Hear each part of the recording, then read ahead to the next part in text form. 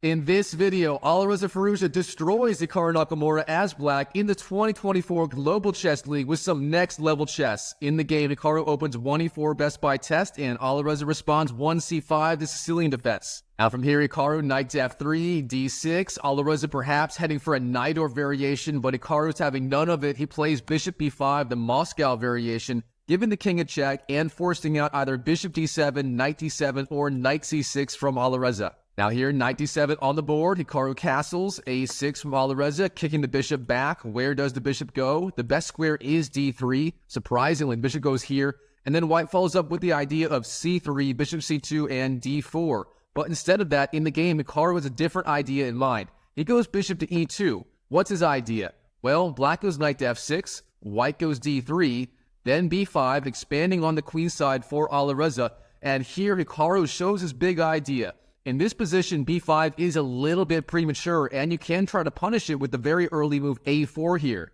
However, instead of that, here Hikaru goes for the very strange-looking move, knight f to d2. What's his idea? Well, Hikaru actually wants to go f4 and bishop to f3. This is not a formation you see very often in the white side of the Sicilian, but here Hikaru, he has his ideas. Now black, what's he supposed to do? Well, in the game, black goes e6, very solid move. Of course, g6 intending bishop g7 with the fianchetto of the bishop, also very possible in this position. Instead, e6 on the board for Alireza and f4 for Hikaru. Again, continuing with that plan of bishop to f3, trying to challenge black's bishop on the b7 square on this diagonal here. Now black, bishop b7, Hikaru goes a4, expanding on the queen side, very standard idea in these structures. Bishop b7 for Alireza, preparing short castles on the king side, and now bishop f3 for Hikaru. Alright, Alireza queen c7, he's not committing his king yet. Here Alireza has the option of either castling on the queen side with the move long castles, or on the king side with the move short castles, so we'll have to wait and see where he wants to put his king in this game. Now Hikaru, knight to c3, decent square for the knight, and really the only one. He can go knight c3 or knight to a3, but a3 doesn't really inspire a whole lot of confidence in this position. And now Alireza, he finds the best move here. b4, expanding on the queen side, not allowing the a file to open up with the move a takes b5, and also knocking off that horsey off the good c3 square. Now, knight e2 for Hikaru, and here Alireza, he has a wide variety of viable plans. This really is a critical position in the middle game for him. Does he want to castle on the queen side, on the king side? Does he want to expand in the center with the move d5? Does he want to expand on the king side with the move h5, setting up knight to g4 ideas, perhaps starting a king side attack? However, in the game, Alireza goes for literally none of these ideas. Instead, he goes for a typical Magnus Carlsen style move, knight to b8, rerouting the knight to the c6 square, and from there it may control d4 and other important squares in the position. So this move, very creative, very good idea, but it is a little bit slow, and here Hikaru has a wide variety of ways to punish it. For example, here, f5 or e5 is excellent, f5 also very good. The idea being this move knight to b8 is just so slow and it undevelops the knight, therefore you can pounce in the center immediately with either e5 or f5. Now instead of those moves here, Hikaru goes b3, a little bit of a slow move. His idea is bishop b2, putting pressure on the long diagonal with this bishop. However, this gives Alireza time to go knight to c6 and continue his idea. Now Hikaru bishop b2, good move, but now Alireza d5, expanding in the center, and already Alireza has better control of the center, and he may even be better in this position. Alright, Hikaru queen to e1, developing the queen. Perhaps he wants to go queen f2, queen g3, or queen to h4 in the future.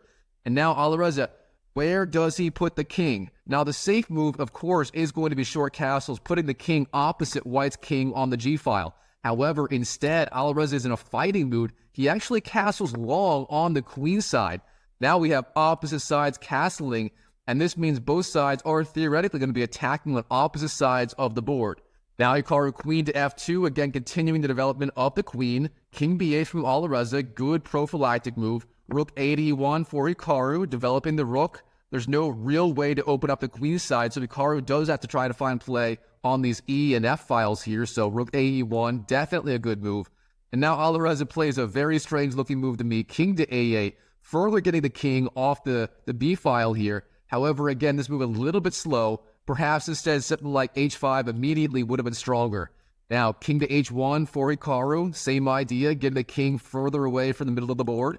And now finally h5 from Alireza. Alireza showing his intentions, he perhaps wants to jump in with the move knight to g4, that knight being supported by the h-pawn, and of course white is not going to be able to capture it with bishop takes g4, as that would just open up the h-file with the move h takes g4, opening up the rook on the h-file with the white king. Alright, here, what is white supposed to do? Well, the computer says white's best idea already is the very strange looking move bishop takes f6. You typically don't want to give up your bishop pair like this in this sort of position, but here this is the top engine line. Instead of that, Hikaru trades on d5 with the move e takes d5. Now black takes back, e takes d5, and again here Alireza has better control over the center with these strong c5 and d5 pawns. Alright, Hikaru, he goes knight to g3, a good move. The idea being you want to jump in with the knight to the very weak f5 square in black's camp. From there, it is going to put pressure on the bishop on the e7 square, as well as the pawn on g7, which is currently not defended. And not to mention opening up the e-file for the rook on the e1 square, so very solid move. Now here, Alireza, what should he be doing? Of course, the drawback of the move knight to g3 is that pawn on the f4 square is no longer defended. As soon as you go knight to g3, that pawn can be taken by the queen. And here, Alireza, he simply takes the pawn. Queen takes f4. However, this turns out to be a little bit of a mistake. Instead, perhaps a better idea would have been setting up knight to g4 ideas, maybe with queen d7 first, intending knight g4 next. Now instead, queen takes f4 on the board. Alireza's a simple man. He sees a free pawn, he takes the free pawn. Now bishop d1 for Hikaru, trying to get the queens off the board. Alireza says no thank you, queen to c7, retreating the queen back to where it came from. And now Alireza is simply up a pawn in the position. What's going to happen from here? Alright, Hikaru, knight to f5, continuing his idea of putting pressure on that bishop on e7 and the pawn on the g7 square. And now Alireza, he finds the best idea. Knight g4. First of all, hitting the queen immediately. Again, you don't want to go bishop takes g4, as that just opens up the h-file for the rook. That is going to be an absolute disaster with both the queen and the rook on the h2 square. So instead, here in this position, queen g3 is the move for Hikaru, getting the queen out of the attack of the knight and offering the queen trade on this diagonal.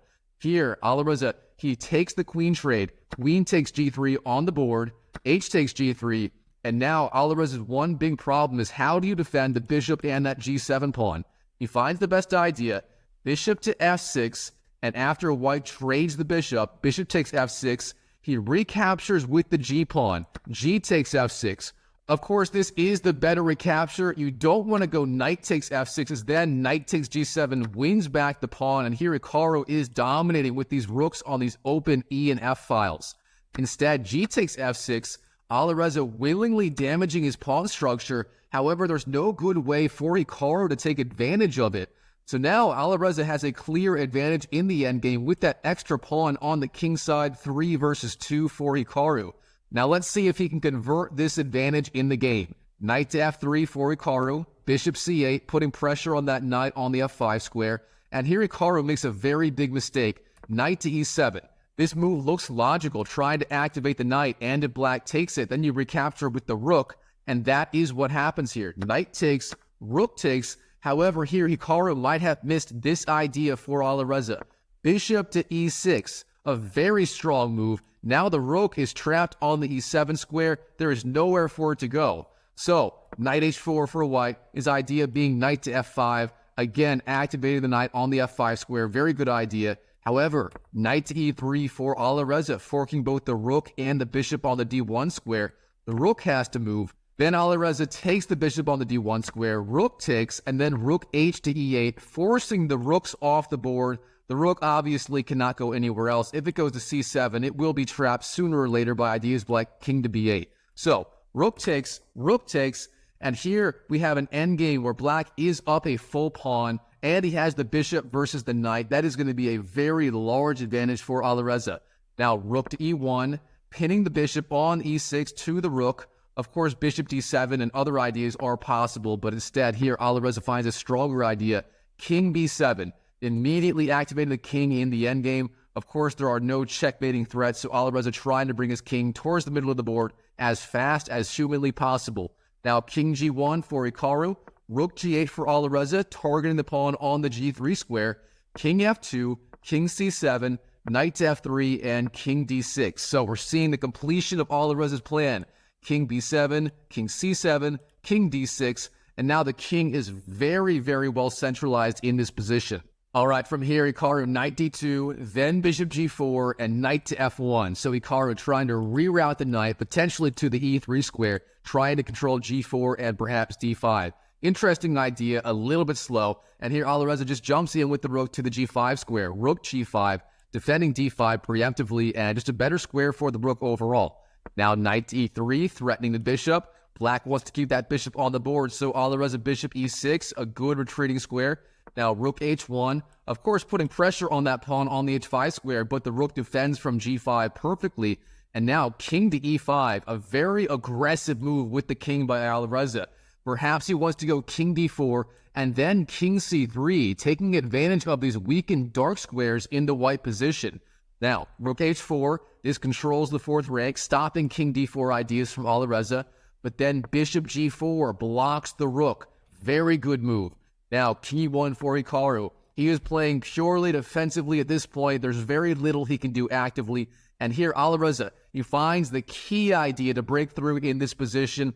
And I tell you what, this is a great time for a puzzle. If you like puzzles, pause the video right now and try to find the best idea for Alireza Firouzja in this position right here.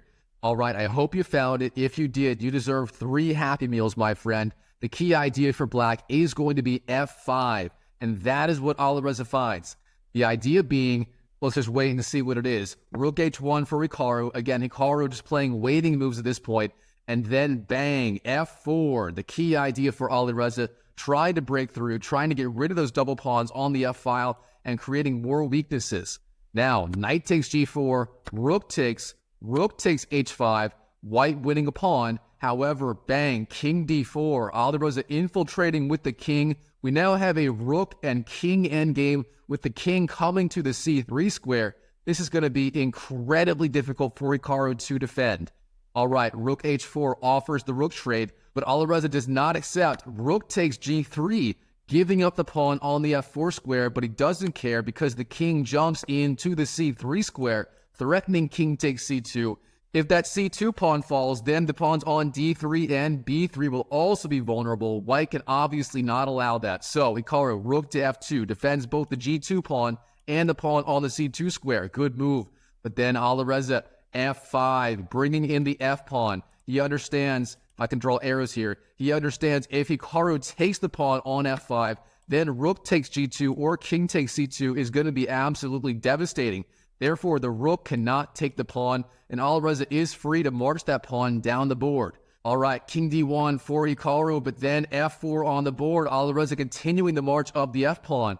Now Hikaru a5, a cute move, gaining space on the queen side, but it doesn't do a whole lot. Now d4 for Alireza, locking down the pawns here in the middle of the board. Now rook e2, and finally the key move, f3 for Alireza, breaking up this pawn on the g2 square. White has to accept, g takes f3, but then that opens up the line of attack for the rook on the g-file. Rook g1 check is the move. Now look at this. White's only move is going to be rook to e1. There is literally nothing else you can do as white in this position, as everything else is being covered by the king and the rook on the first rank. So, rook e1 on the board.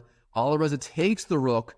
White takes back. And then Alireza wins Hikaru's pawn on the c2 square. King takes c2. What's happening here? All right, Hikaru has one idea. Pushing this pawn down the board. f4 is the move. And here, perhaps, if Alireza takes the pawn on b3 or d3, Hikaru can keep marching the pawn up the board, promoting to a queen, and maybe he will have a chance in this game. But Alireza, he's on his A game. He finds the winning idea for black. Once again, good time for a puzzle. If you like puzzles, pause the video right now and try to find the winning idea for Alireza. I hope you found it. Here, the winning idea, of course, is going to be c4. An absolutely brilliant move. The idea being no matter how white recaptures, say b takes c4, then you go b3, and your pawn is closer to promoting than white's. And on the other hand, same idea. If d takes c4, then d3. And again, the black king controls the promoting square. d2 is coming. The king has to go somewhere else. Then d1, promoting to a queen. And for that reason, in this position, Hikaru resigns on the spot right here to Alireza Firouzja after the brilliant move c4. Wow, what a game from the 2024 Global Chess League.